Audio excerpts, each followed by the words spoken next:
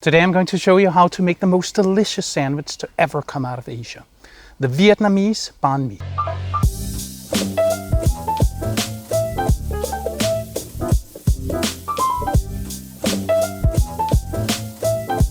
Hi, I'm Sung and I'm a food geek. Summer's here and the weather is great and we're going on a road trip. I don't want to sit inside. I want to go out and experience the great outdoors and eat some food. So today I've prepared a sandwich that I can make outside, and I'll explain how you do everything, from the baking to the prep to assembly of the sandwich. Banh mi means bread in Vietnamese. It can be eaten plain or sort of like a submarine sandwich. In the mid-1800s, Vietnam was part of French Indochina, and many French foods were introduced in Vietnam. The banh mi sandwich is a true fusion food, maybe even the first. It's made with a French baguette and then filled with very Vietnamese things like fresh coriander, pickled carrot and daikon, and chilies. But also very French things like mayonnaise and pâté. If you're new to this channel, I bake a lot of sourdough bread and I make delicious food from all over the world.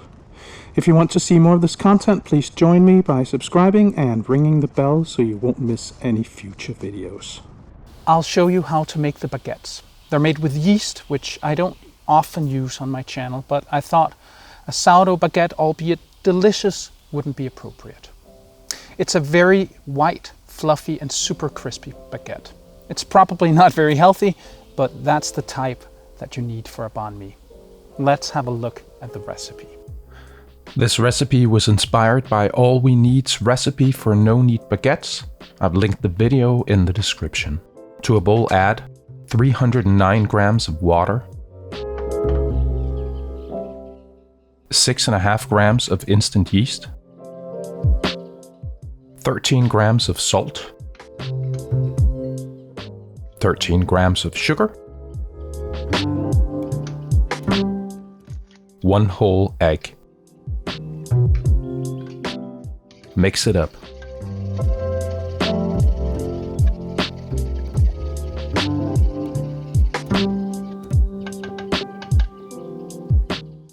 Then add 40 grams of melted salted butter, slightly cooled. Mix it in.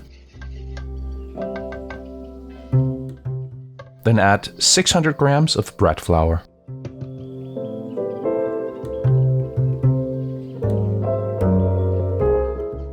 Mix everything together.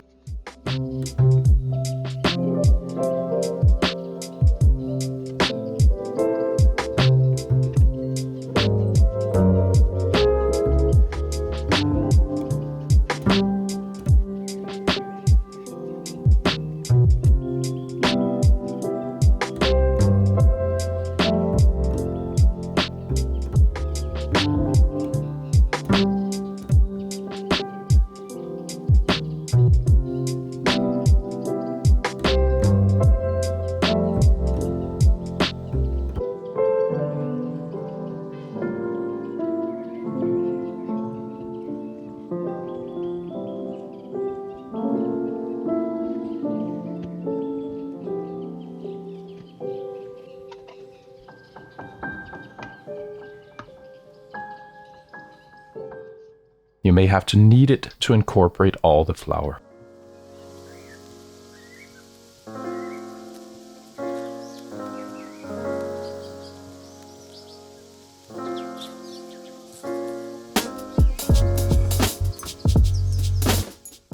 Then let the dough rest for 15 minutes. When the 15 minutes are up, do 5 pull and rolls.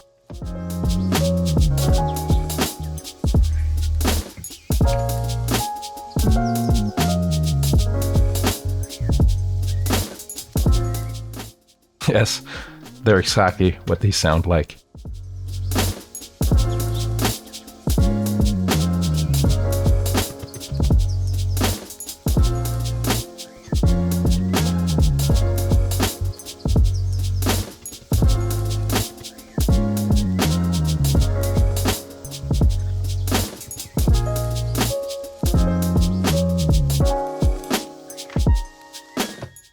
Then let the dough rest for 15 minutes.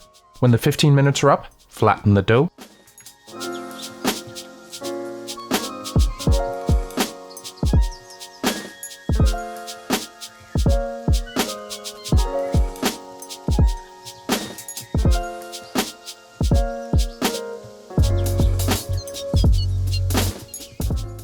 Then fold the sides in towards the middle.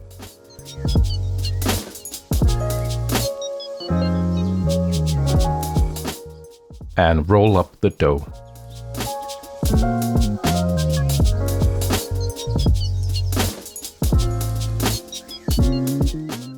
Then shape the dough into a smooth ball.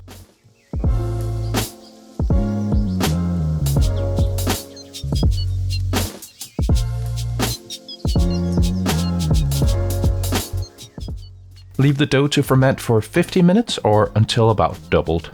Then divide the dough into 5 equally sized pieces.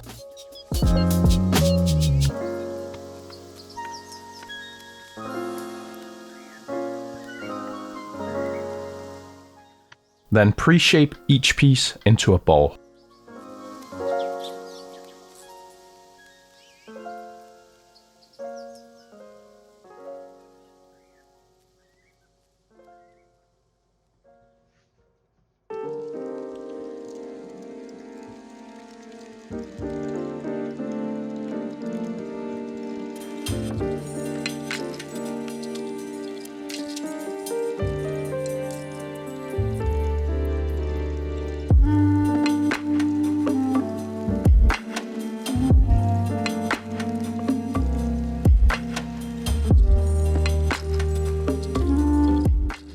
Cover them and let them rest for 10 minutes. Then final shape them into baguettes this way. Grab a ball and roll it out into a long oval.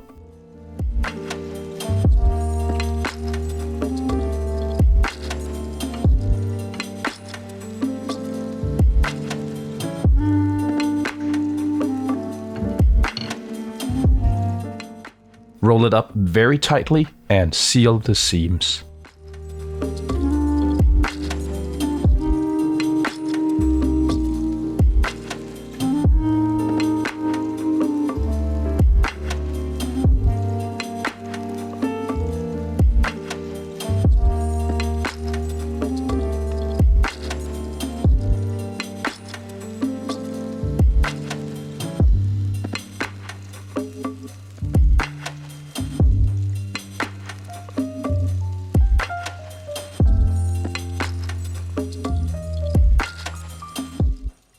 Give it a little roll.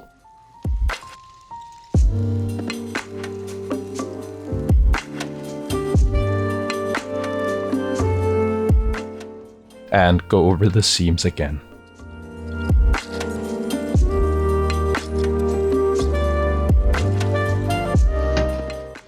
Place on a baking sheet lined with parchment paper. Shape the rest of the baguettes the same way.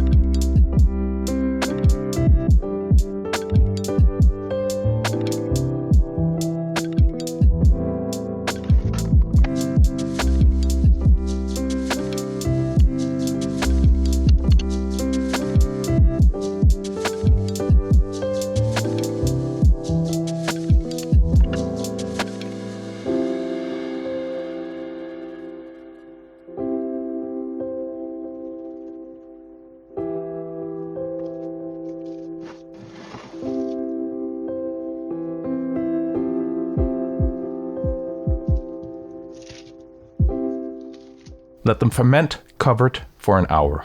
Heat your oven to 220 degrees Celsius, 430 degrees Fahrenheit, with a baking steel and a pan for steaming inside. When the baguettes have fermented, boil a kettle of water. Then glaze the baguettes with an egg wash. Have this nifty egg spray. That means that I won't deflate them, but just brush it on carefully.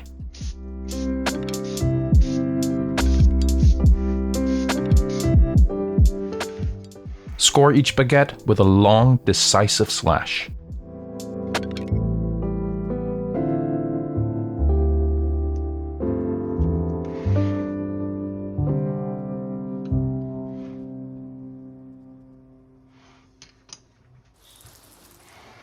Then add the baguettes to the oven and turn it down to 210 degrees Celsius, 410 degrees Fahrenheit.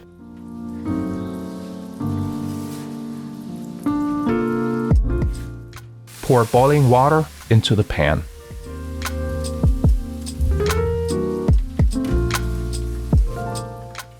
Then close the oven and bake for 25 minutes until the baguettes have risen like crazy and are a gorgeous golden brown.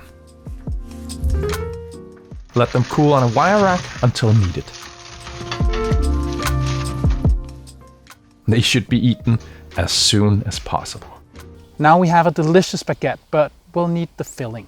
The essentials are spicy mayo, cucumber, pickled carrots, and daikon, fresh chilies, and coriander, also known as cilantro.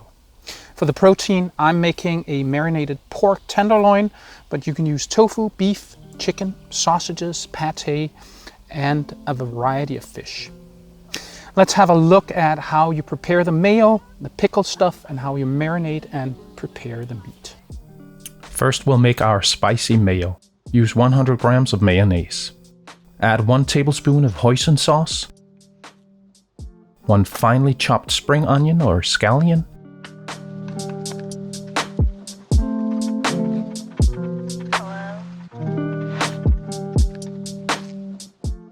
then season it with sriracha.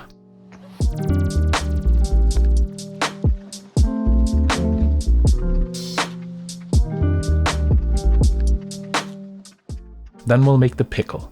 Make a pickling liquid by adding the same volume of vinegar and sugar to a microwave-safe dish. I used 1 deciliter.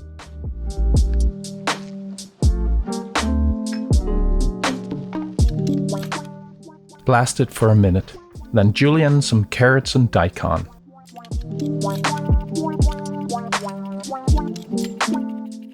Add the liquid to a pickling jar and mix it a bit to dissolve the sugar.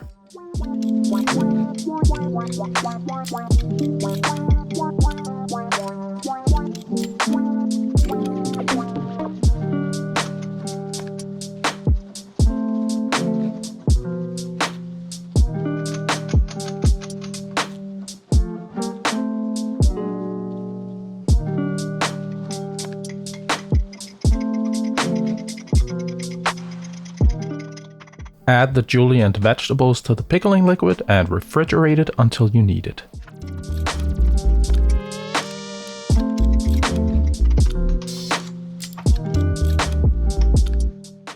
The last thing we're prepping is the meat. We'll need to make a marinade. To a small bowl, add 2 tablespoons of soy sauce, 2 tablespoons of fish sauce, 1 tablespoon of toasted sesame oil, 3 tablespoons of sugar. Season it with salt and pepper.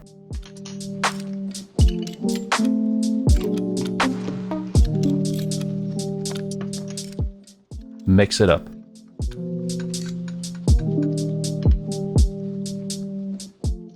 Then crush 3 cloves of garlic into the marinade.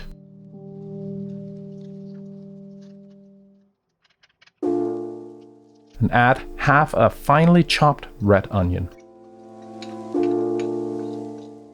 Mix it until it's all incorporated.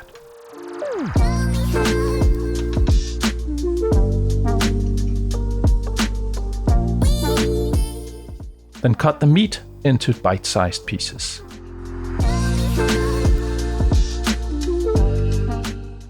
Add it to a Ziploc bag. Pour in the marinade.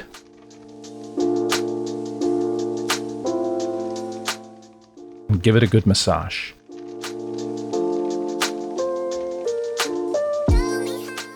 Leave it in the fridge for at least an hour, but overnight is even better. Then fry up the meat.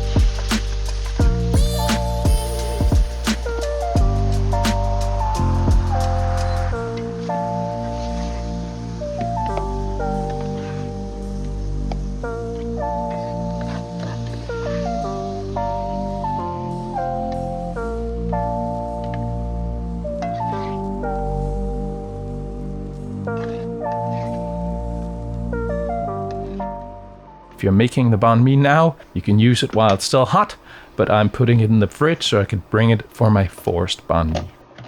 We'll need to slice some cucumbers.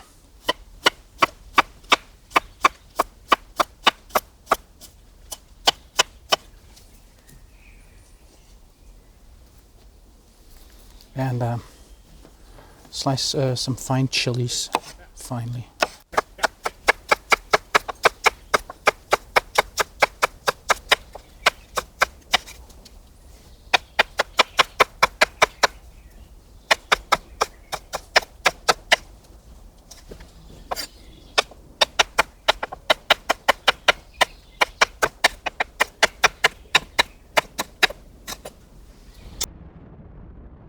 If you'd like to support the channel, please consider becoming a member at Patreon. You can also buy some merch or use the links in the description for tools and ingredients.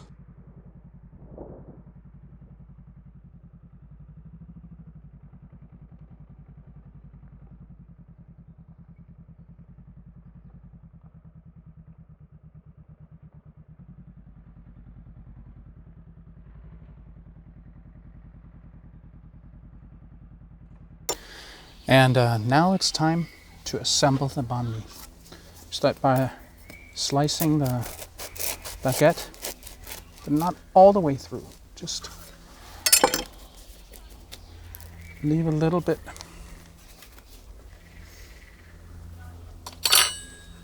And then put the spicy mayo on both the top and the bottom.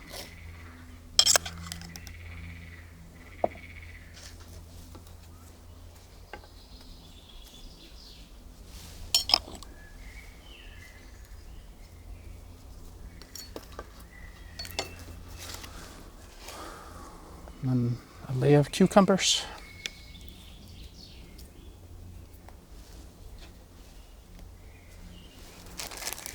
And then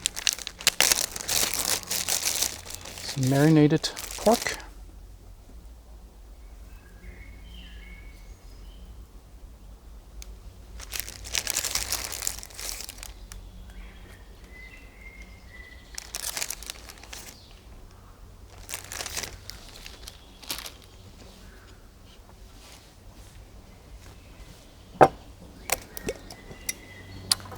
And then some of the pickled stuff.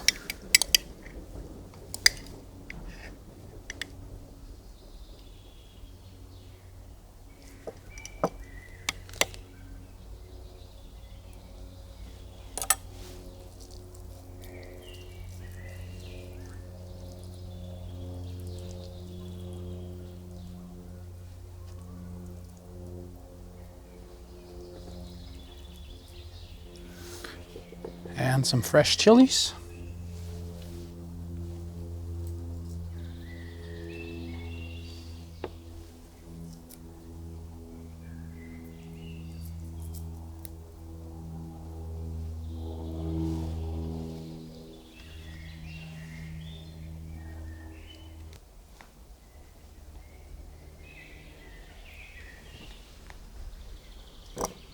Some fresh chilies.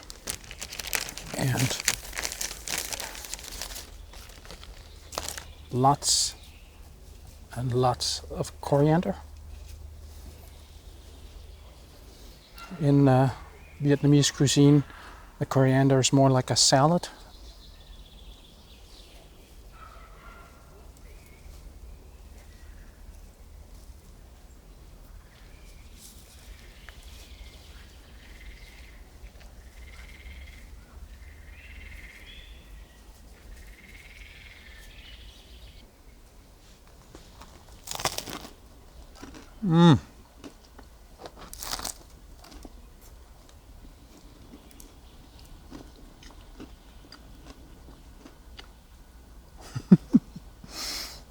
It's delicious.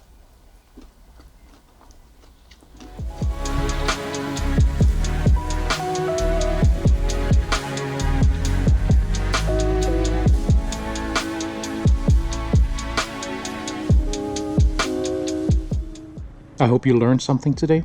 See you next time.